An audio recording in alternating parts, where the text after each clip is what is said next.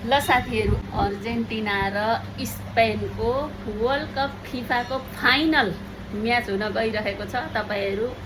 तपाईँ हामी सबैलाई थाहा छ, हामी फुटबल प्रेमीहरूलाई जो चाहिँ हामी इन्ट्रेस्ट लिएर हेर्छौँ होइन। र खेल जसले जित्छ उसलाई शुभकामना। खेलको नियम हो एउटाले त जित्नै पर्छ। तर म चाहिँ आज के भन्न आएको भने, अब अहिलेसम्म चाहिँ म मेस्सीलाई सपोर्ट गर्दै आएको छु। मेस्सीले नै जित्दाखेरि हिप हुर्रे भन्दै आएको छु होइन।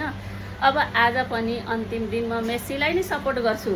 मेस्सीले नै त्यो वर्ल्ड कपको ट्रफी हातले पक्रेको हेर्न चाहन्छु क्या म। र मेस्सीलाई एउटा कुरा के भन्न चाहन्छु भने, मेस्सी भाइ यसपालि चाहिँ तिमी छिट्टै गोल लगाऊ है। अहिलेसम्म जति पनि गोल भयो नि, तिमीले 80-90 मिनटमा पुगेर गोल हान्छौ के। यो मुटु यस्तो धड्किन्छ नि, धड धड धड गर्छ। ला मेस्सी गयो, मेस्सी गयो, मेस्सी गयो।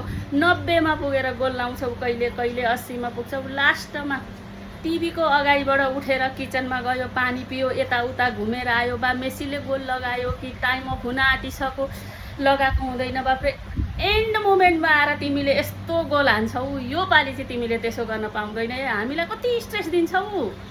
यो मुटु फुत्तै बाहिर निस्किन्छ जस्तो हुन्छ। ल सुरुमै गोल हान नि, बधाई छ तिमीलाई। तिम्रो हातले नि फिफा वर्ल्ड कपको ट्रफी लिने है त।